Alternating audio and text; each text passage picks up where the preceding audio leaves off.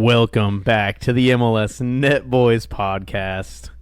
My name is Chase. That was probably really loud and just broke everybody's car speakers. I'm here with Jacob. How you doing today, man? I'm pretty good. I don't know. Is it episode 53 at this point? I think we're at 53. 53? Still no intro. What do you mean? I just heard the intro. Just a bass-boosted, reverbed can opening of a beverage that shall not be named. Hey, we're taking our time. We're gonna find the right podcast intro creator because we're gonna stick with them for the next 15 to 20 years. I'm gonna know whoever creates our podcast intro longer than I'll know my kids. That's the goal. I'm good, man. It's I mean, I say the same thing every week, but what else can you say? Another great week of MLS. I was defending the integrity of our league. I was telling Chase online, putting some tweets out in the Twitter sphere, and yeah. I love nothing more than defending the integrity of MLS, but I'm curious. MLS is the hill that we both die on. But what is some of the ground that you give? Like, if somebody's making an argument, like, what ground would you give up? Would you be like, oh, okay, you got a point there? Like, see, for me, I don't mind when people criticize MLS. It's just like this blind, like, hatred. Or, like, when people guise it under, like, oh, I just care about what's best for the league. And since you're like, criticizing my comment or, like, picking it apart, that just means you think MLS is, like, beyond, like, comments or criticism, and it's just like this like holier than thou like shield where it's like you give like a media pass to certain people, but then I can't criticize the media when they make an offhanded comment. I'll give a great example. A lot of mistakes in the back in MLS recently. Patrick Schulte, notably in the Champions League game. It happened to Drake Callender as well in their Champions League game. All right, happens. Pretty poor mistake. Criticize it. Fine. It's terrible. However, when you have these giant companies, not even companies, when you have these giant personalities, covering MLS or covering soccer abroad, and they ignore Calvert-Lewin scoring for Everton in a terrible fashion, Nunez for Liverpool, the Burnley own goal that happened when the Burnley-Brighton game, and then you a couple days later say MLS teams don't know how to play out of the back, but ignore those. That's weak, and I'm not here for it. Take it away. I know what you mean. I know exactly what you mean. It's frustrating seeing people kind of like, that's what I really appreciate about Jimmy Conrad. Coach Jimmy, he'll put up these videos where like I love the Coach Jimmy videos. He'll criticize anybody and everybody, and I've seen him like he'll start criticizing like an MLS video, and they'll be like, "Oh wait a second, we got something else," and then he'll like cut to like the same thing happening in like the Prem or La Liga or. Yeah, I appreciate that. I appreciate him being consistent and like having the mentality of like, if you're a professional player and this is what you do every day of your life, you shouldn't be making this mistake no matter what league you're in. But it happens in every league. Yeah, that's totally fair, objective, great analysis. You even look at like the Champions League games, all great games. Look at the Dortmund Atletico game, both Atletico goals, some pretty poor playing out of the back mistakes from Dortmund, but you don't have all these like weird like soccer analysts like going crazy about it and saying, I can't watch this. This isn't a serious league. It's a joke. Yeah, it's kind of just it's you know what it's like how do I say this? It's like the hipster thing to say, but not hipster anymore because it's like so common. It's kind of like back when everybody like thought they were a hipster, but it was like they were just doing the same thing. Yeah, they're all doing the same trend. My last, we didn't even do Clown of the Week, but my last take on this before we get into the nitty gritty of the week, CBS Sports Golazzo, Champions League coverage channel with Kate and Thierry and Micah. Entertaining show. Their morning crew covered like the Wrexham promotion story, and one of the analysts, I forget his name. He's one of the guys from the Cooligans like show. Oh yeah. and he's on like their roundtable thing, and he said Wrexham has done just as much for soccer in the United States as MLS. They're doing the same amount of good in the U.S. because of the publicity Wrexham is getting. And I thought that was the dumbest thing I've seen on Twitter all day today.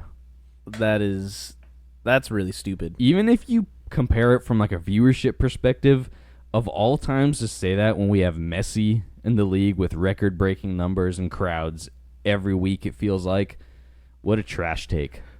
You didn't know that Wrexham actually has an academy in every major city in the United States? Or produce half the national team, or... Hey, they beat the women's national team 9-0 in a 5v5 tournament. TSA or whatever. Yeah, I don't know. That is a trash take, and that I don't think anybody would even disagree with that. That just kind of, to me, just proves the point of like there were some how like ill-informed and just idiotic some of these people that get on TV are. There were some weirdos online where like he's not wrong, you know.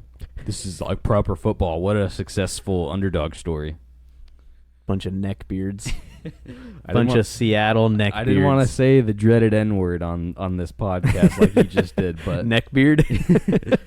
We're gonna move on. We're gonna move on before we make too many enemies. Before we've even made it to the big time. So, I think we'll have. We won't have any allies left when we make it. If we do, I go after all these random like social media personalities and accounts. Chase handles like hating on entire fan bases or coaches. If we ever make it big, we're gonna be like a coalition of just like obscure like MLS sicko like meme pages put together. I hate to say it, we're gonna be like a Reddit army. We better stop while we're ahead. We might be the neckbeards that we so fear. Speaking of neckbeards, Chase and I went to the Portland Timbers game in Portland, hosting LAFC, a 2-2 draw. Got a red card for Maxime Crépeau. 2 goals for each team. Bogusz with the brace. Evander with kind of almost 2 goals, it looks like. A goal and assist. He put that up on his story today with like a vote thing that says like goal or assist. You had the better view behind there, I'm assuming. So what's your take? I'd say it was goal for him. From what I saw, I didn't see like any movement from when Mora touched it. However, if Mora's not there, that's not a goal. So do you give him the goal for being? I don't know. That's a tricky area. Yeah, weird game. Kind of back and forth, it felt like. Portland goes up 1-0. LAFC equalizes. Portland goes up 2-1. And then it goes into halftime. And then kind of chaos ensues. In the 48th minute, Crépeau gets a red card. Foul outside of the box. Bogusz with a kind of crazy free kick, like a yard outside of the box. But it ends 2-2. Yeah, that sucked. I was right behind that goal. So I didn't even see the red card. We had gone to like the shop and we were buying stuff because we were there with one of her cousins that's never really been to a Timbers game before, and one of my girlfriend's cousins that is, and we were buying some stuff, and as soon as we like come back out, we're walking down kind of behind where all the shops are, and as soon as I turn the corner, I just see like Crépeau just jogging off the field, and I was like, what the heck, did they sub Crépeau or something? And then I counted the players and I was like, oh no. It was a red card, of course, and yeah, it was a bummer, but Bogusz looked great. Evander looked great. Kind of both took control of the game. Evander had a stellar first half, and obviously not as notable in the second half, but it's a little bit tougher when you're playing down a man. Yeah, I mean, LAFC going to be disappointed they didn't get 3 points out of this. They were up a man the entire half, had a disallowed goal at the end, which I see a lot of fans like contesting that it wasn't a foul on the box. LAFC has a scramble in the box. I think it's Ordaz was his name, called on a foul on Kamal Miller before Timothy Tillman scores, which would have been the winner. LAFC fans right next to me and my buddies, and they start hucking beer, and then the goal was called off, which was kind of funny. The Raider fans of MLS. We had some LAFC fans down in front of us that were some good guys. They were good sports. They were joking around. They were being rowdy, but they were good sports about it because they were making amends with everybody, you know. Cool dudes. Cool dudes. The rest of the fan base, I was gonna say not as much. The ones I sat by, loose cannons. I'll put it that way. They may have been cool because they were surrounded by Timbers fans. That may have been the reason why. But when you get a whole like 300 of them just pent up in a corner, and then you guys have to sit next to them, probably not the best experience as a Timbers fan. Yep. We'll take it, though. Good game all around. Ends with a point apiece. Charlotte hosting Toronto FC. This ends as a 3-2 win for Charlotte. Another game kind of all over the place. Charlotte up. Toronto takes the lead, and then Charlotte ends up with a late winner. Toronto with the red card. But most importantly out of this, Bill Tuiloma gets a start. Big old BT back in the building. I don't even want to talk about him, actually. It's just disappointing. Toronto, what is going on with Toronto? This is imploding quickly. It is sad to see, man. I mean, granted, yeah, they got a red card at the very end of the game, so it didn't really affect the outcome because, it was 98th minute or something, right? But they just, like you said, they're just imploding. They seem like they're out of ideas now that Insigne is gone. But I don't know. I feel like this Toronto team is going to regress back to the mean of what most people predicted them to be like. Not just because Insigne is gone, but I think that momentum was bound to fall off at some point, and they just took a huge step towards it with Insigne getting injured. His form was kind of like a Band-Aid job, which obviously isn't the intention, but because you look at this roster, you look at this lineup they put out, and it does not look good enough for MLS. Even if you throw Insigne in there, it looks marginally better at this point. You're telling me Matty Longstaff isn't going to just hold this team together? He's been putting up Messi and Leagues Cup performances, all right? Just taking people on, yelling at guys in the tunnel. I love it. You think Jonathan Osorio's gonna let that guy take the leadership role? No. This is Jonathan Osorio's team. Maybe they're butting heads in the locker room. Insigne's not there to calm the boys down. Anyways, let's move on. Yeah, I don't want to talk about them anymore.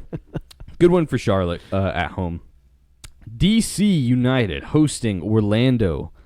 And a 3-2 win on the road for Orlando. Duncan McGuire with the 91st minute winner. Orlando kind of not back, but they're starting to pick up points now. They're looking better. What do you have to say?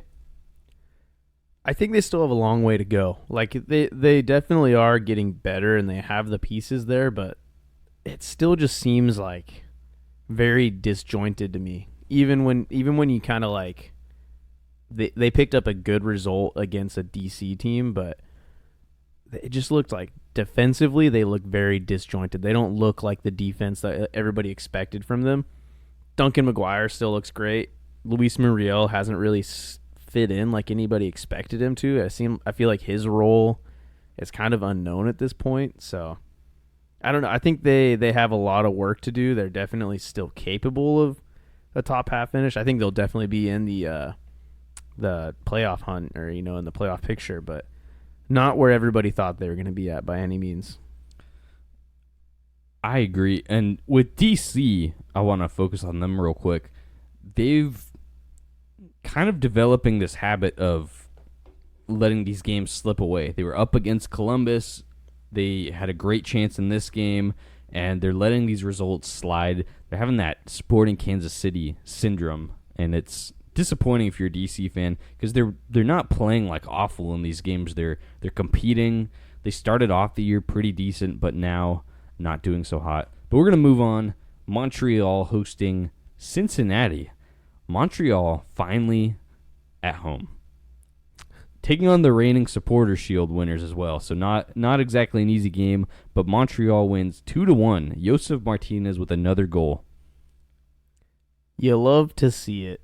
I honestly, I'm kind of pulling for this Montreal team. What they had to go through with such a long away run to start the season, come home and make a statement like this against the reigning Supporter Shield winners. Josef Martinez, you knew was going to turn up for this game, but just huge. They dominated the game. They had I mean, it's pretty even possession, but they had double the shots of Cincinnati. They seemed like they were up for it, and I think this start of the season, even though they didn't pick up a ton of points, I think it's going to be good for them in the long run because they knocked out so many away games, and they're probably so galvanized right now as a team. I bet that locker room is just buzzing. Too bad the Sounders beat them last week, so their season's over. Oh yeah, Sounders are going to win everything. Me and Chase, I can't resist. I'm sorry. I got to get my Sounders dig in, but we're gonna move on. This was an emotional experience here. We got the New York Red Bulls hosting Chicago Fire. Emotional day, big sporting scene. Tom Barlow returns to the New York Red Bulls with Chicago back at Red Bull Arena. They gave him like a plaque before the game and did like one of those quick things like, welcome back, Tom Barlow, to Red Bull Arena. They hand him this plaque, and it was like 152 games, and then it's 8 goals. And they were like, I saw a bunch of comments online. They're like, why would you give this plaque to him, like formatted this way as a striker? It's just like, if he hasn't scored that many, just put appearances. Like that makes it look a lot worse. That's a weird dig to throw at a striker. That's kind of funny though. 0-0 game. Dude. I saw, you know what's weird? I saw the score of the next pro like matchup of these two teams. It was a 5-5 game, and then it ended in the shootout. New York was up 4 goals at one point, and then Chicago 2 came back. That's crazy. And this was 0-0. Red card in the first half for New York Red Bulls. Chicago still couldn't score. Despite having 66% possession, Red Bulls still doubled the shots. The Red Bulls had 19 shots. Chicago had 9. And they were up a man for 48 minutes of the game. Chicago needs a real manager who's not stuck in MLS 2.0, especially now that they've got some decent pieces there. It's kind of embarrassing. Like, they started off not great, but like, I feel like for Chicago, like glass half full, you know, you'll take what you can get. And now they've kind of stagnated, it feels like. They won last week, sure, but tell me old Frank Klopas isn't a real manager? You know what they need? They need to get the one, the only Brian Schmetzer. Oh. I'm just kidding. I'm not. Who could they actually pick up? I mean, we don't want to talk about it too long, but who would be a good fit for this team? You know, a name I saw floated just in a completely different thing. It was asking, who would you take at your club? It was some other MLS club, I forget. And they were just saying, like, long shot manager, like, doesn't matter the price, doesn't matter if they're at another club, retired, whatever. Who would you take? And somebody was saying Miguel Herrera, the former, like, Mexico boss. Oh, really? And Club America boss. I don't know. I'd like to see him swing for somebody kind of ambitious like that. He's won a lot of trophies wherever he's been at. Like, wherever he has resources is what some people were saying. I'm not a huge intricate follower of him, so I don't know, but yeah, he's got quite the personality. So, you know who I'd say? And he's not available right now. I'd say Greg Berhalter. That would make sense, yeah. Because isn't he from Chicago, or he has a home in Chicago? He lived there, yeah. I think that would just be a perfect fit because he's proven he can create a system that is fun to watch and has a he's good at building up a locker room, and I think that's what Chicago needs. They need a good culture around them. But let's move on. That was a 0-0 game. Nobody wants to talk about that. Nobody cares. New York City hosting the New England Revolution. 2-0 to New York City. What is new? Revolution lose again. Hey, they won last week. They won last week. They were back on track, and now they're... I guess Caleb Porter didn't guarantee a win this week. It's all right. They lost 9-2 on aggregate in their Champions League. Oh my gosh! Tie. Absolutely horrible start to the season for them. I think they're bottom of Supporter Shield at this point, right? Nope, San Jose is still below them. That just says how bad San Jose, because San Jose. That is horrible. San Jose. Next place for Caleb Porter to go coach. Hey, man, there's still time for... Caleb Porter's just doing it the opposite way this year. He's going to miss the playoffs first, and then next year he's going to win MLS Cup. Second year is when he wins. So, Yeah, I mean, good for NYCFC, I guess. I feel like, I was gonna say in my head, it feels like they're back, but it's so early in the season, so like these trends have started to develop, and I'm thinking it's almost like earlier where you could get one win and you'll be above the line, but New York City FC just won this game, still in 12th place, so I mean, you got to beat New England at home this year, so good for them.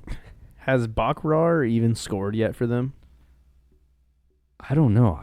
I don't think he has, which is an issue if your main striker, can't score for you when you're like a high possession team that creates quality chances. No goals for Bakrar. I just did my journalism. If he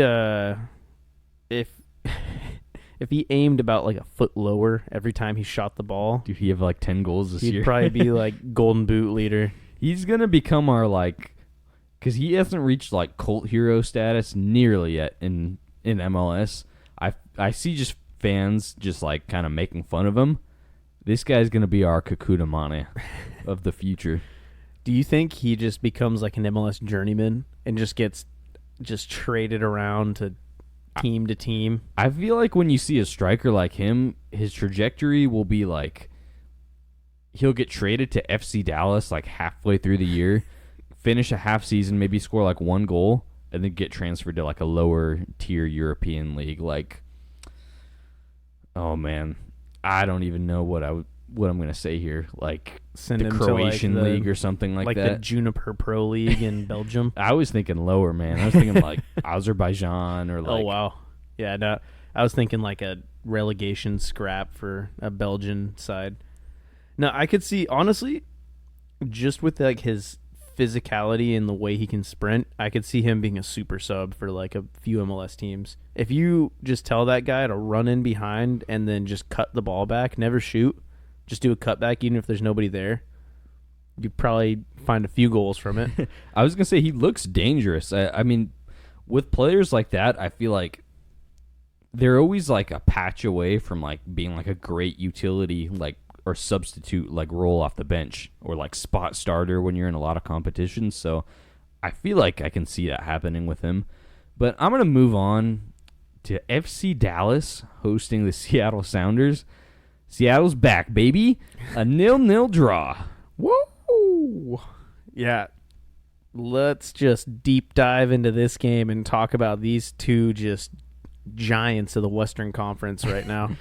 I had Dallas pretty high, unfortunately. Really disappointing for FC Dallas. Drawing at home, not beating Seattle. But Seattle, I'm just gonna point this out here. We've pointed this out before. You already know we're gonna spend a little extra time on them, but Seattle, has played Austin, Dallas, and San Jose this year. They've gotten 2 points out of that stretch. Now they've got 10 games in 41 days. Vancouver, DC, Portland, Columbus, Galaxy, like we've mentioned before. Are things going to get easier? I don't think so. No, but the momentum and the morale you get from going down to Dallas and pulling out a scrappy 0-0 is unparalleled. I will say as a Portland fan, I'd take some of those Texas 0-0 draws on the road, but yeah, it's just not looking good for Sounders or Dallas right now. Both these teams are just down in the dumps, and this was a big chance for Dallas to leapfrog Seattle in the standings, go from a 13th up to 12th, and they just couldn't do it in the end. Man, we don't even need to talk about this game anymore. Both these teams have a lot to figure out. Dallas, I mean, they're starting to get guys back from injury, so they should start to get better, but it just seems like there's no cohesion there. Seattle they look better now that they went back to a 4-2-3-1, but just still can't seem to be consistent in finding chances. Moving on. Sporting Kansas City hosting Inter Miami. A 3-2 win on the road for Miami. A big crowd at the Kansas City Chiefs football stadium. 73,000. A big win for Miami. Kansas City once again blowing a lead at home. But, I'm just going to... You can provide all the analysis you want for this. You know what this game was supposed to be? This was supposed to be Messi versus Ronaldo. If some things went different in the winter of 2022, we could have seen Messi versus Ronaldo at Arrowhead Stadium in Kansas City, Missouri. That would have been an all-time MLS heritage moment. And somehow Patrick Mahomes is just slithering his way in there to get a photo op. Yeah, that's kind of wild to think about, that we could have had that matchup. Like, that's basically Barca and Real Madrid right there, in the playing Midwest. against each other in the Midwest. That is so wild to me, but I don't even know what else to say about this game. I mean, Miami are just, they're kind of like undeniably good at this point, I guess. Like when everybody's there, when they have all their players. And it's kind of a scary idea that they're out of like the Champions League now. And I feel like with them finding a little bit of momentum and like groove in the league now, not having too many other things to focus on, they're going to start just snowballing these points. Maybe. I don't know. I definitely agree. If Eric Tommy can't put a stop to this, then who can? All right. Eric Tommy with a great brace, 2 very nice goals. I mean, this just was kind of weird. Like, Jake Davis, the fullback for Kansas City, like just completely loses possession. Turns it over in his own half. And then Miami scores. Suarez with the tap in. And Kansas City are just finding these ways to implode at home. They were up 1-0 against Philadelphia, concede a 95th minute equalizer. They were up 2-0 at home versus the Galaxy, lost 3-2. They were up 3-0 at halftime last week against the Timbers, ended up drawing. They're up in this game, ended up tying it later on and lose. Like, these guys, man, I feel really bad for them. They're in 9th place at 10 points. Like, these guys could be leading the Shield race if they didn't cough up so many leads at home. Kind of crazy, but everybody and their uncle is going to be talking about how Miami and Messi won player of the match and goal of the week because of this game, which he did. So I'm done. Do you still think Messi's like the odds-on favorite for MVP? I'm going to say... Because Suarez has looked to be the more important player for them in MLS so far. This season, at least. He has, and they're going to give it to one of them, I feel like, just for the PR, because they even posted an MVP like power ranking segment on their website, and Suarez was the top of the list, even though like Chicho Arango has, before this game, he had more goals and assists combined, undeniably on a worse team.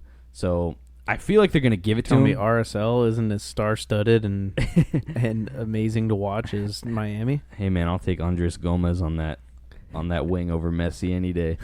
But I feel like they're going to do it. For some reason, they gave Messi player of the match day because of this game.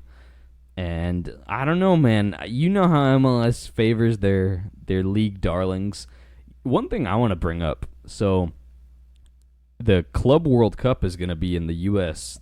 This upcoming year, 2025, and some of the spots are like already figured out. Traditionally, the host nation gets one spot, and they'll give it typically.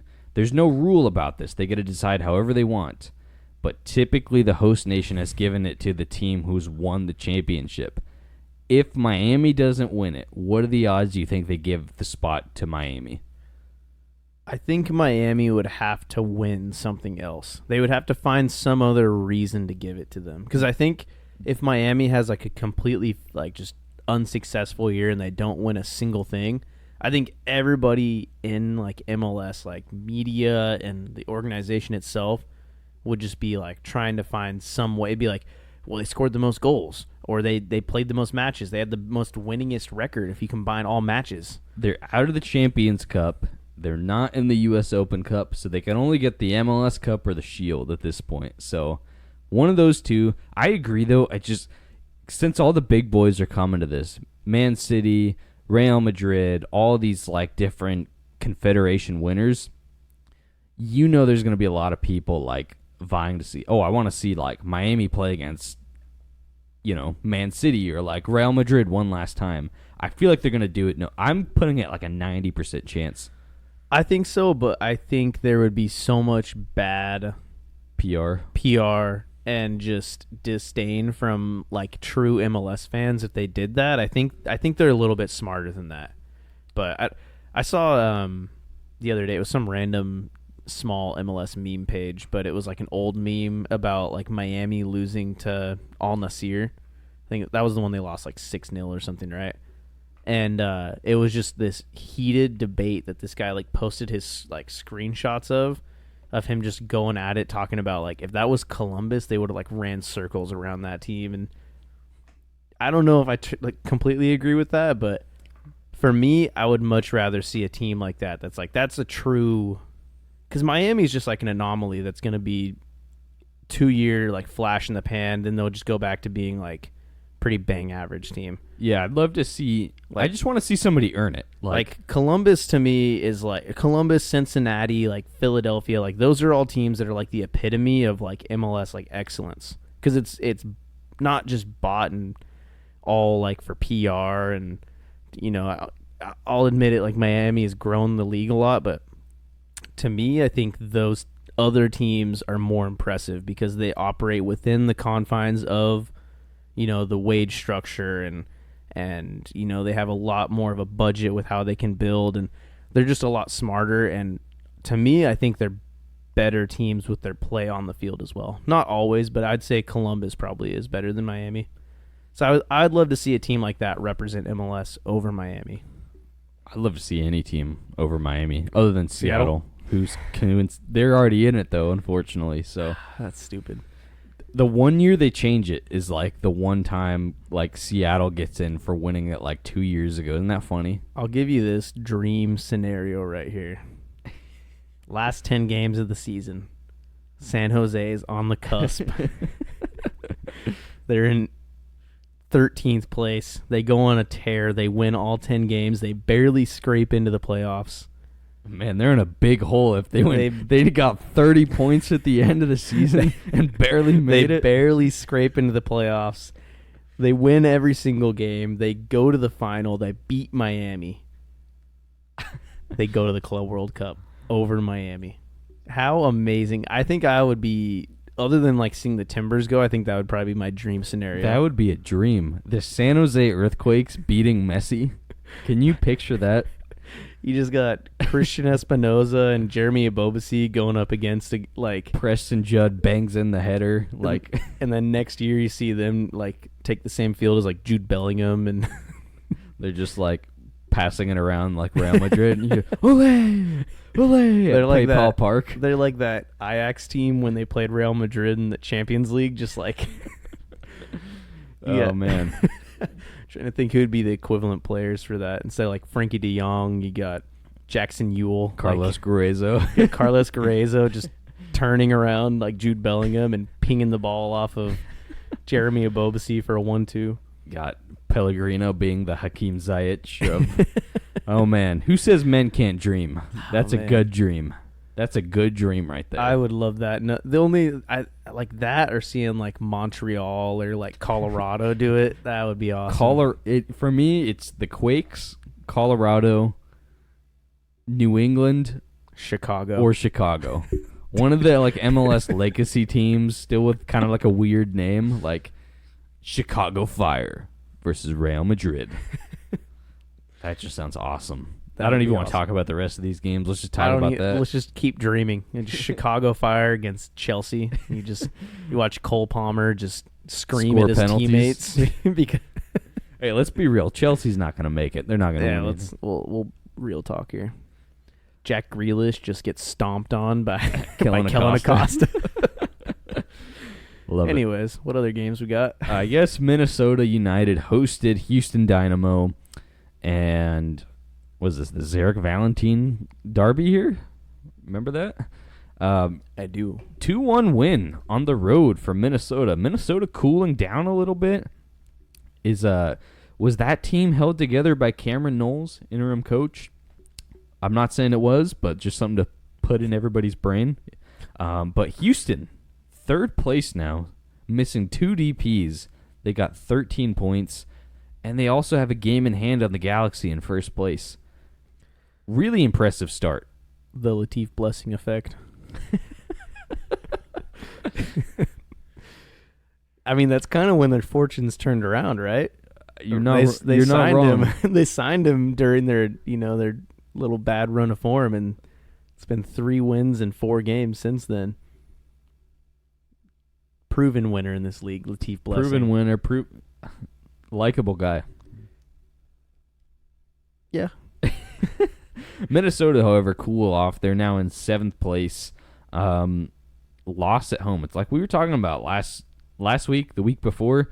Minnesota does not do great at winning games at home, evidently, and they lost this one.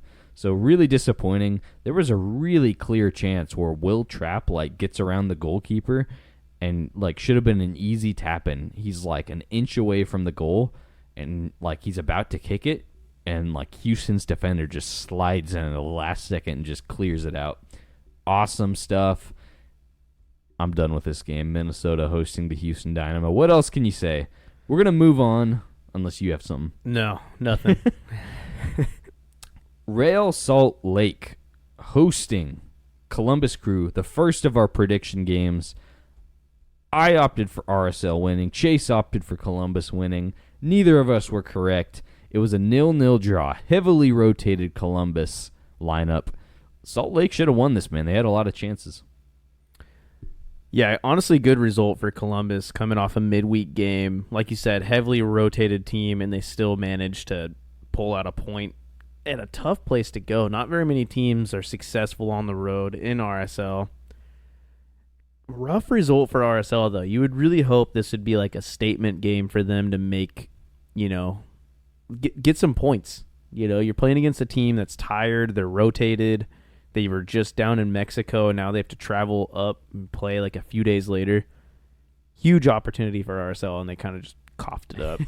Yeah, really disappointing. But we don't really like to dwell on 0-0s, so I'm done. You done? I'm done. I'm done.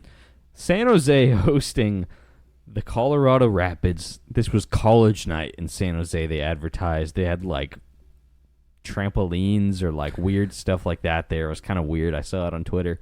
The Rapids win 3-0 on the road at San Jose. William Yarbrough suiting up for the Quakes against his former team. But, man. And just concedes 3 goals.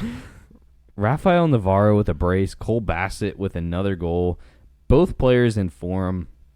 Colorado, man, like we talked about, they had that shaky first game, but they've been a really solid team this year. I think above most people's expectations.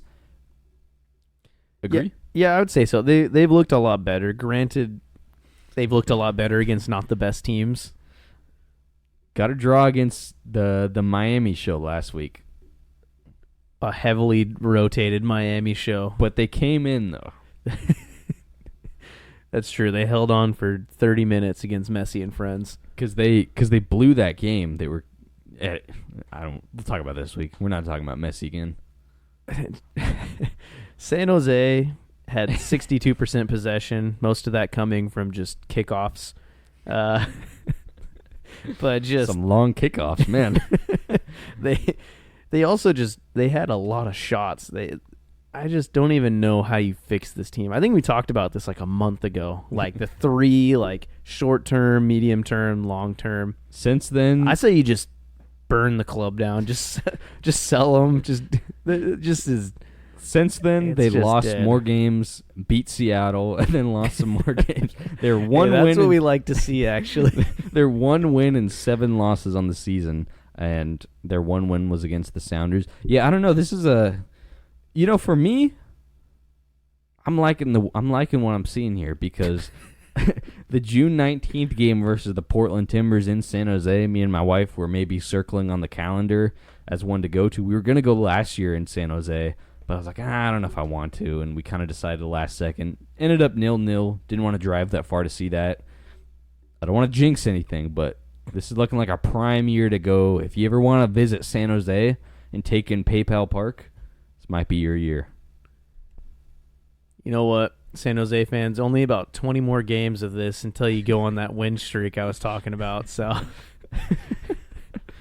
Oh man, things could be worse. Things this- could be worse. we both predicted this one as well. We predicted Colorado wins 2-1 and 1-0. Little did we know Colorado just punched San Jose right in the mouth just in this game. Ate their lunch in front of them. Next up, Vancouver hosting the LA Galaxy. Take that, Vancouver. Take that. Chase is still getting his feelings out from that Vancouver-Portland match, which I don't blame him. That was trash. Whitecaps lose 3-1 at home. No. I think this kind of shows the gap in true quality of like these top of the Western Conference. You laugh, but like honestly, this Vancouver team isn't made up of super high quality players when you look at it. It's a bunch of utility men for MLS. You don't think Fafa Pico is going to be the X factor here? Let me name some players, and you tell me if they're top tier MLS players. Renko Veselinovic, It's my favorite. Tristan Blackman, Legend. Andreas Kubas, Actually decent. Damir Kreilach, Substitute. passed it. Sebastian Berhalter, Legend. nepotism. Ali Ahmed, He's all right. He's decent. I'm going down their I mean, your wing Like, back even- isn't going to be your like. when you go down their roster and you look at like, okay, their big like star player on the field, Brian White, Right. backup striker for most other teams in the league. Like that's who Cincy should have gone and got instead of Corey Baird. Actually, Vancouver should have got Corey Baird. That probably would have been right in fit. line with their star-studded lineup. I love Ryan Gauld. He's a class player. But I get what you're saying because, yeah, the Galaxy, you see the quality. Ricky Puig had a nuts through ball for Joseph Paintsel, who's had an electric season. Joveljic scores another goal. He's at 6 or 7 goals on the season. Even their backup, like Diego Fagundes, like one of their backup wingers, is like Scoring tap-ins on... is probably better than like Vancouver's starters.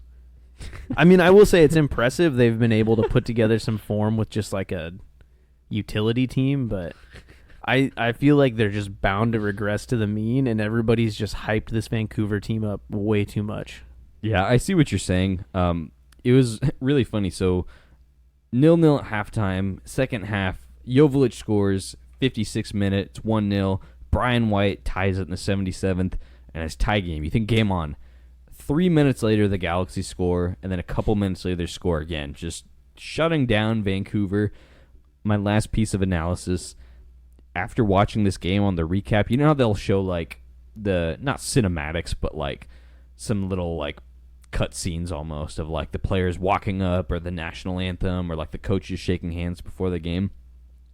They showed that after the game for this, and it was Greg Vanney and Vanni Sartini, and they both go to, like, they hug each other, so they must have, like, known each other from maybe Toronto days or, you know, but, like, when Greg Vanney hugs Sartini, he, like, goes to hug him, and then he, like, before he does, he's wearing a vest, Vanni Sartini, and, like, another weird sweatshirt, and Greg Vanney just, like, pokes under his vest, and he, like, points at, he's, like, asking him what it is or something like that, and laughing. So Greg Vanney must have listened to the pod and was checking out what the sweatshirt was for Vanni Sartini. The Vanny Bros having a moment there. I was going to say too many Vannies in, like, one sentence there. I couldn't get my words out properly. That was terrible. 3-1, LA Galaxy looking like the real deal, honestly. They look pretty legit. Last couple games on a Sunday, it feels like Atlanta plays every other Sunday to me. There'll be like 1 or 2 Sunday games, and it's always Atlanta. But Atlanta United hosting Philadelphia Union. Another prediction game for us. Chase said 3-2 Atlanta. I was bang on the money. This one ends 2-2 in Philadelphia. In Atlanta. I'm going to cut that. You're never going to hear that. 2-2 draw. Atlanta up 2-0, but the Union stormed back 2 goals. I was hoping. I thought my prediction was going to come right after they bagged a couple goals late in the second half, but not to be, unfortunately. Yeah, kind of just like Atlanta cooling down, I feel like, lately, but Philadelphia, with this, remains the last unbeaten team in the league. Pretty impressive. That is kind of crazy because it doesn't seem like they've had that great of a start, honestly. But they just don't know how to lose, apparently. Yeah, I feel like we've talked about Philly a lot in the last few weeks, so we always cover whatever team like beats Portland pretty convincingly. So Philly got their time to shine last few weeks back. St. Louis hosting Austin. 1-0 for St. Louis. Joao Klaus gets a goal. Finally back on the score sheet. Right after we were just talking about him and how he doesn't score. You know who else doesn't score? The Portland Timbers. They never score. Felipe Mora, Jonathan Rodriguez, Evander. Especially next week when they play Columbus. They probably won't score. Forgot they play in Columbus next week. That's going to be brutal. Oh, man. Hey, most importantly with this game, though, Austin FC has fallen below the Portland Timbers in the standings yet again. Let out that deep sigh. Vamos. Oh, man. Things are right in the world once again. Oh, man. We'll take those. It's really sad. We have to assert our dominance as the best green team in the league. There aren't too many, but we just can't let that happen. In the green team, like, cup, I would say Verde, but Austin's already stolen that. We got Portland, Seattle, Austin. Portland sitting at the top of the league. We're in that sitting competition. at the top of the cup. Yeah, there's no green teams in the East. Posers. I guess there's when you think of green, you think of lush forests and Austin, Texas, apparently. When I think of Austin, Texas, I think of trees. So, yeah, exactly. Is that all the games? Yeah. I mean, John Gallagher got a yellow card in the 67th if you want to talk about that, but no. Okay. Moving on. We're going to do some Who Am I, some classic Who Am I, but with a twist. One of our favorite games. I was watching Atlanta United versus Philadelphia, which we just talked about, but I didn't mention Daniel Rios scored for Atlanta. They just signed him. He's a player who's done the impossible. He's played for Charlotte, he's played for Nashville, and he's played for Atlanta, the three teams in the South that aren't from Florida in that little rivalry zone. So it got us thinking, who are some players who have crossed the unthinkable rivalries, played on multiple teams in a rivalry, and we're going to quiz each other and see if we can guess who a player is. I'm going to go ahead and guess Raheem Edwards. That was the first player I wrote down, and Chase was like, I had this one on my list, but I took him off because I think you'll get him. It was the first player I wrote down. You want to explain the rules? Essentially, with Who Am I, we pick a player fitting the criteria, and then we come up with 3 different sets of clues. It could be anything. It could be something obscure as I was in the police force in Orlando. And you get to guess. So I'll come up with a clue. If Jacob gets it off my first clue, he gets 3 points. Off the second clue, he gets 2 points. Off the last clue, he gets 1 point. A lot of times we'll come up with some extra clues because it's more fun when the other person can actually guess rather than just to completely stump them. Yeah, we try not to pick a guy who made like one appearance. I almost did. I picked one guy, and then I looked into it, and I realized he actually just went on loan at LAFC for 3 games and then went on loan at LA Galaxy for like 10 games. But I didn't pick that. Ethan Zubak? Nico Henelenen. Some weird, like... Wouldn't have guessed that. Yeah, it was... I don't think I could ever have known that guy if I hadn't specifically looked for his career path. So I got 2. You got 3, right? I got 3. I can go first then. Yeah, let's have you go first. All right. First up, let me pull it up here. I wasn't prepared. All right. First clue. I started my career in Canada with Toronto, and I am now a co-owner of League One Ontario club, Simcoe County Rangers FC. Toussaint Ricketts. No. Good guess. That actually is a good guess. Respect. Second clue. I've played in MLS, the Premier League, the Championship, Danish Super League, in the Canadian Premier League. In the MLS, I played for 4 different teams. He's currently playing in the Canadian Premier League. Man, it sounds even more like Toussaint Ricketts now somehow. Very similar career path. Junior Hoylett, that random Canadian guy? No. That is a good guess, though. Last clue. I play center back. I've played for both Toronto. Okay, I'll list all of his MLS teams.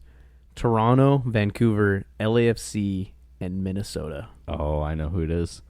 It's Daniil Henry. Doniel Henry is correct. Big Donnie. Went to West Ham, right? I believe so. Yeah, I went to West Ham. I don't know who he played with in the championship, but I know he played Premier League championship. I had his career path pulled up earlier and threw it down. Respect. That's a great pick right there. Like, notable MLS player, like somebody you would remember, but just falls into that category where it's like you'll probably won't remember him fondly. Like, just enough. All right, who do you got? All right, Raheem Edwards. Who am I? This is kind of a wild shout here, so I apologize. Oh, man. I've played in MLS since 2012. I'm currently in MLS. I've made a whopping 38 appearances in the last 14 years. This screams backup goalkeeper, if I've ever heard of one. Without a doubt. Oh, man, but not a backup goalkeeper. It's got to be somebody who just... he still plays in MLS. Still playing. Stephen Cleveland. Not Stephen Cleveland. Who am I? So I've made 38 appearances in MLS since 2012. I've won 2 supporter shields. My last sentence going to give it away, so. He's won 2 supporter shields. 2 shields. He's still currently playing. Still in the league. You know, this reminds me of that Scott Carson with Man City, that like 48-year-old goalie with the giant gap in his front teeth. This is going to give it away, but this is the exact player I had in my brain comparing him. So it's got to be just he's a goalkeeper. Just old head goalie that's just bounced around with teams and has won 2 supporter shields. He's not as old as you would think, though, playing since 2012. He's only 33. So he started up as a backup, like, when he was 21. Oh, man. And he just never was not a backup, apparently. He only has 38 appearances total across 14 years. This is hard. I'll give you a hint. He's played for 2 MLS clubs. Only 2 MLS clubs. So, and 2 of them are like rivalries. So, okay.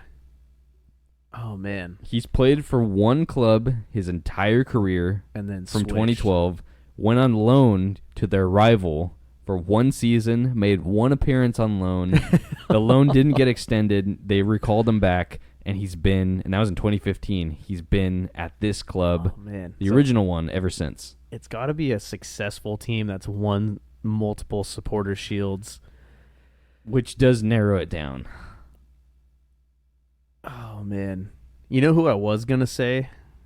Like, I was thinking like John McCarthy, but I don't think he's been in the league that long, and he's not that old, and I think he has more appearances than that at this point. Who else? Supporter shield winner. I mean, I'm thinking like a Toronto, a Philly. Oh, is it Joe Bendick? It is not Joe Bendick. That's a great shout, though. Dang it. This is going to give it away, possibly. I've played with Thierry Henry, Tim Cahill, Juninho, David Villa, Frank Lampard, and Andrea Pirlo. So across the New York rivalry. The heated Hudson River Derby. Who was the Red Bulls' backup goalkeeper? What? What?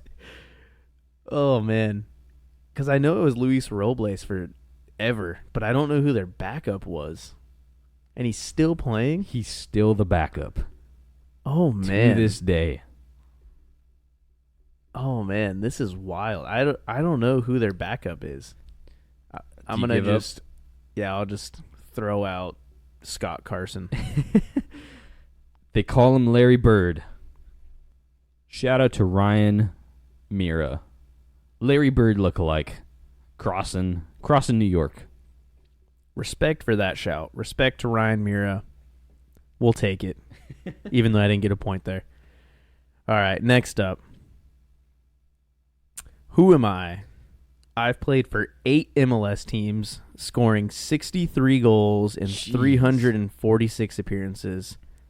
My last team was the Charlotte Independents in 2019. A little bit of a hint there in itself. Charlotte Independence. Shoot, man. Jack McInerney? No, but very similar like era of player. I will give you that, actually. That is like our era that we're in right here, okay? I'll list his career path here for you. I played for FC Dallas, New York Red Bulls, Houston, Chicago, Columbus, Toronto, Montreal, San Jose Earthquakes. Since retiring, I've become a youth coach at Charlotte. So the rivalry he crossed there was Toronto and Montreal. Oh, man. Dominic Oduro? It is Dominic Oduro. Pizza man himself. What a legend. That was my last clue, was I had a pizza haircut. Dude, I remember you'd watch like an Ultimate Team video on FIFA 13. Like, you'd make like these non-rare silver like MLS squads, and then that guy had like 98 pace. It was unbelievable. That guy was a beast. Respect. That's anybody listening to this, if you're newer to MLS, just look up Dom Oduro highlights on YouTube. You won't be disappointed. It's a great way to spend an evening. I'm going to go on my next one though. Who am I? I have played with Luis Robles, Freddie Montero, and Tim Parker. Luis Robles, Freddie Montero, and Tim Parker. Okay, I got to figure out the teams here. We got Freddie Montero was at Seattle, and I don't know if he went to Vancouver for a little while. So we got those two teams. Luis Robles was Red Bulls and Miami. Who else was that in that list? Tim Parker. Oh, man. So it's got to be a Red Bulls. Somebody played at Red Bulls at some point. I'll give you a hint. Tim Parker played at Vancouver, Houston, New York, and now St. Louis. Oh, man. I'm trying to think. I'm sure maybe Luis Robles played somewhere else before he went to Red Bulls, but I feel like he was at Red Bulls forever. I'm trying to figure out the rivalry lines here we got. I'm going to go with Kendall Waston. Not a bad guess. Prominent player in this era, but it is not Kendall Waston. This player, along with playing with Luis Robles, Freddie Montero, and Tim Parker, this player scored the winning goal in the 2013 Gold Cup final in a 1-0 game. Gold Cup final. I don't even remember who won that goal. Was it U.S. that won that Gold Cup, or was it? I don't even remember who won. It was between the United States and Costa Rica. So Kendall Waston was maybe on the field during that. Give me Rodney Wallace. Not Rodney Wallace. Dang it. Last guess. This player played for both current Florida MLS teams. So I kind of jinxed you there. He played for Orlando City and Inter Miami. And just for fun, man. Stoke City. And Stoke City. Oh, man. I'm trying to think who's crossed that rivalry. I was trying to look for guys earlier, too, and I had a tough time trying to find somebody that's crossed that rivalry because it's so fresh. And I honestly didn't really pay attention to Miami the first couple years. I'm like most people in MLS. Oh, man. Okay, so did he play with Freddie Montero in MLS or was it overseas? In may have MLS, been- in okay. Vancouver. In Vancouver. Dang, so who went from Vancouver down to Florida? This is a tough shout. I'm going to be kicking myself when I get this one wrong. I already know. I'm going to go with I can't. I'm blanking. I can't think of a single name that's crossed that rivalry. Give me. I don't know. I have no shout. Breck Shea. Oh, gross, Breck Shea. dude. How did I forget about that guy? I hate that guy. I always hated watching him play. Because of that one goal he scored against like the Timbers, like the outside of the boot. Like, Yeah, remember? exactly that reason. Every time I watched him play against the Timbers, he was the most annoying player on the field. Dude, I watched. I know everybody. He's like a cult hero for a lot of like MLS sickos, but I just despise that guy. The very first Timbers game I ever went to, 2012 against FC Dallas. A Timbers player did like a bicycle kick clearance, and this is when Breck Shea was at FC Dallas, and he like kicked Breck Shea directly in the face, and like the game stopped. That's my Breck Shea memory. Was it Alvis Powell? No, I want to say it was like James Marceline. This is 2012. This was a rough year. I love it. I love it. All right, I got one last one here for you. Good luck if you get this one. I'll be very impressed, actually. I started my career in Jamaica.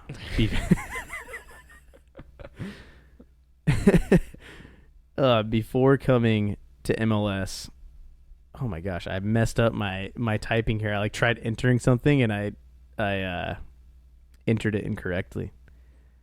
So he came to MLS and he left MLS after his contract got declined in 2017 by the New England Revolution, where he then went to play in USL for the rest of his career.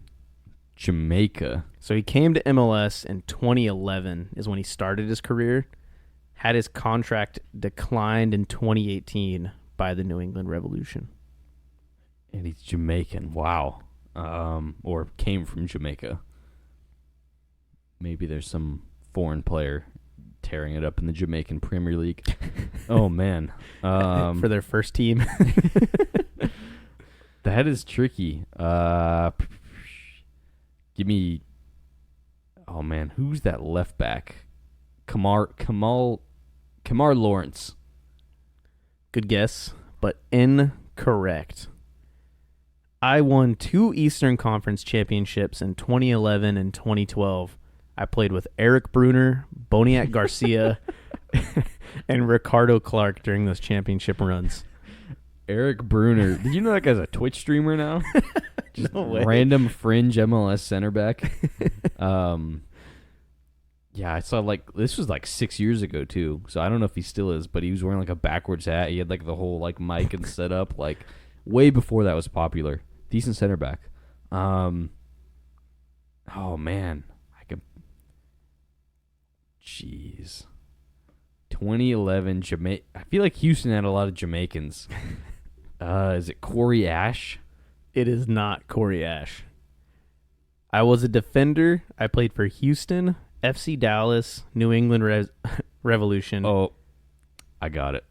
Who is it? Do you want to finish your clue? Sorry. I was just gonna say, and then in USL he played for Charlotte, OKC Energy, and the Austin Bold. It's Javon Watson. Absolutely. My last clue was gonna be my middle name is Tidley. I was gonna show you this picture of him shaking hands with Messi after he played him in the Copa America. Where's Messi? Shaking hands with Javon Watson. That is a name I haven't heard in a long time. Do you remember when he scored a goal from the halfway line in MLS? So when I was telling you when I was coming up with the clues for this before we started, this was the guy I was talking about, and I was like, I don't know if you'll get him, but when his name is said, I just have a very vivid memory of him in MLS. This guy was a monster. That's one of those goals I feel like I see way less impressive goals like from over the years, like replayed and like compilations and stuff. That's like a solid goal that you never hear about. Nobody talks about Javon Watson scoring from the halfway line for FC Dallas. That was probably my favorite shout because I'd completely forgot about this guy until I was looking up like players for this. What a legend. Man, love to see it. Love to see it. That wraps up a great edition of Who Am I MLS. That was one of my favorite like lineups of players. We had Breck Shea, we had Ryan Mira, Javon Watson. Oh, Do you remember what team he scored that against? Was it Whitecaps? It was Chivas USA. Oh man, that makes it even better. Oh, I love it. I love it. Was that on Tim Melia? Wasn't he goalkeeper there? Or am I crazy? Or I think he was, but I don't know if it was Dan then. Kennedy. Remember that guy? Man, forgotten heroes of this league. You can have the Messis, you can have the Suarezes. Nobody can ever take away those legends of this league. Dan Kennedy, Javon Watson. I hope Deshaun Brown. Remember that guy? They just sound. Dylan Powers. I hope our league grows and continues to gain viewers, but I hope we never just become like the Prem where nobody remembers any players from before it was rebranded. Yeah, I was gonna say I need to see more Charlie Adams in the Premier League or like, Phil Jagielka. Yeah, I don't want to see anybody forget the men who built this league into what it is now.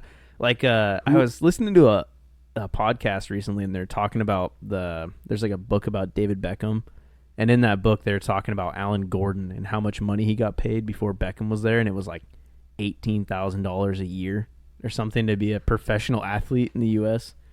In L.A. too, probably. In L.A., right? That's which crazy. is crazy. That's wild. Who's those guys now? Because we kind of like that tier of player, like Javon Watson. Who's gonna be like Jack the forgotten, like the kind of like I have a few in mind. Like Corey Baird comes to mind. Brian White. Brian White. I mean, Tim Parker's kind of still in that category. I think Diego Chara is going to fall into that category. He's going to be long forgotten by most of the league. He won't be forgotten by Timbers fans, but he'll be forgotten by the league. See, to me, he's like too good though. Like, because even I would consider like Ozzy Alonso the same caliber, but like I would never pick him for one of those because he was like too notable. So you're thinking like mediocre guys who are going to be forgotten, like guys who had a few good years or like was a great role player but never best 11. Oh, okay. Like, yeah, like I don't know why like Corey Baird. He's the one that immediately comes to mind. Will Bruin a few years back or last year. Give me oh man, who's the guy at that went from Seattle to Houston that's scoring? Brad Smith. Brad's scoring bangers. Like that guy's gonna be just long forgotten. You got Stephen Cleveland who's just been holding it down. Joe Bendick, Zach McMath, Aaron Herrera. Aaron Herrera. There's a lot of those names that are playing right now that are solid players that in 10 years times when the salary cap is raised by like $200 million, you're just gonna forget about those guys, and everybody's gonna look back and be like, they're only getting paid $86,000 a year to be a professional soccer player in Cincinnati, Ohio. The metropolis. Yeah, fun to spit those sort of names in MLS. We should do a podcast where the entire time is we just name players back and forth like that and see how long we can go. I bet we'll go like 6 hours. Let's do it on the party chat tonight to warm up. Just to force our friends to sit there and listen to us. I guess we already do, essentially. Where's Messi? Shall we do some predictions? I don't even know why I do these anymore. Poor Chase got his first point in weeks. It's been a while. In a few weeks now. Last week. It's 19 points for me, 9 points for Chase for the season. This is dumb. Remember, 3 points for getting the result and score correctly, 1 point for getting the result correct. 0 points for nothing. You're a loser. We're going to start off with Toronto versus New England, which is kind of a stinker of a matchup that I picked. I'm going 1-0. Yeah, I saw this one, and I can't see either of these teams winning, so I'm going to go 1-1. Toronto's defense is too bad. New England's defense is too bad. I think there's bound to be a goal for each team in it, but... See, I think Toronto's offense is pretty abysmal, and I just feel like Carlos Gil is going to score one goal, like 1-0. I'm going 1-1. I think New England's just in shambles right now. This could be the game that they turn around, though. It could very well be like 5-0 New England, and everybody's like, New England's back. No, only if Toronto's been on the road for 6 weeks before. Yeah, that's true. Next up, though, we got Sporting Kansas City hosting St. Louis. It's a rivalry game. Finally, Sporting Kansas City's having a big team with big players in town. And I see your prediction here. Why don't you go ahead and say it, and then I'll tell you why you're wrong. I'm going 3-1 Kansas City. I think they finally get the monkey off their back with just blowing games at home. They turn up against, like, St. Louis. Remember in the playoffs last year, they just destroyed them in St. Louis. They beat them down at home. I feel like it's same principle here. I would agree, but I think St. Louis is fed up. I think they're tired of getting beat. I think João Klaus gets these boys fired up. I think they win 2-1. I think they go on the road. They're tired of being the little brother in this rivalry. They haven't had the greatest start to the year, and they get fired up for this game. They win 2-1 on the road in SKC. I can see that happening, but only if Kansas City goes up first, 1-0, and then they just blow it. I could agree. I would agree. Hey, nobody yet has crossed it. Who's one player who could cross this rivalry on either team? You can see him hopping the fence. I would have said Jared Stroud, but he could still be. He could go from DC to Kansas City. Maybe like Chris Durkin. Chris Durkin. Maybe like Samuel Adeniran in like 3 years if he hasn't like left the league by then. I could see that happening. Kyrie Shelton for me. I feel like he's gonna get like cut, and then St. Louis is gonna sign him for like the league minimum. His career's like almost over. He's like 30 something. He's just a backup. It's kind of crazy. I remember when he came to the league, like from Oregon State. Kind of wild. Anyways. What's our last game we got here? An all-English manager matchup of Charlotte with Dean Smith hosting Eric Ramsey's Minnesota United in Charlotte. I'm going 1-0 to the Charlotte boys. I'm going 2-1 Minnesota. They're on the road. This is the only way they get points. They have to get a result here. Charlotte doesn't look super convincing. They're on a downslide. It's going to be Liel Abada, the new winger from Celtic. He's going to score just a tight finish in the box. Bill Tuiloma is going to hold it down at center back, hopefully not foul anybody and cause disallowed goals like this last weekend. But I could see it. But I just feel like Minnesota needs to get points eventually, and this is where they do it. Unrelated, but sort of. Did you see that Minnesota or Emmanuel Reynoso for Minnesota like skipped his green card meeting or something to come back? That is crazy. Do you cut your losses with him at this point or in the summer if you're Minnesota? It's tough because when he's there, there's no other player like him in this league. I mean, now you have Messi and guys like that, and I mean, I've said it before, like the passes and the quality that he brings. But the thing with Minnesota is, like, I don't know. I guess, yeah, at this point you might have to cut him, but it's going to be really, really hard to find anybody that replaces that. Yeah, I agree. I wonder what team – I mean, I don't really know the ins and outs. I feel like you see it a lot, but, like, maybe it's kind of hard to find a team that's willing to deal with, like, this off-the-field drama. Honestly, if they can find him a club in Argentina where he's home, where he doesn't have to deal with a lot of these things, might be the best. Completely agree with everything you said. However, if I'm Minnesota, this has been like a dark shadow on the team, like off and on the last 2-3 off seasons. I feel like it's time to cut your losses And then you can actually use that DP spot on somebody who wants to be there, who's committed, who can make a difference, even if he's not as good as Reynoso. I would agree. It'll be tough. It'll be tough because if they cut him, they need to bring in just an absolute stud. And Albert Rusnak. Minnesota isn't the best, most appealing option for foreign players. They should go all in on like Scandinavian players. Like they got Timo Pukki from Finland. Martin Odegaard. He's going to be their big DP.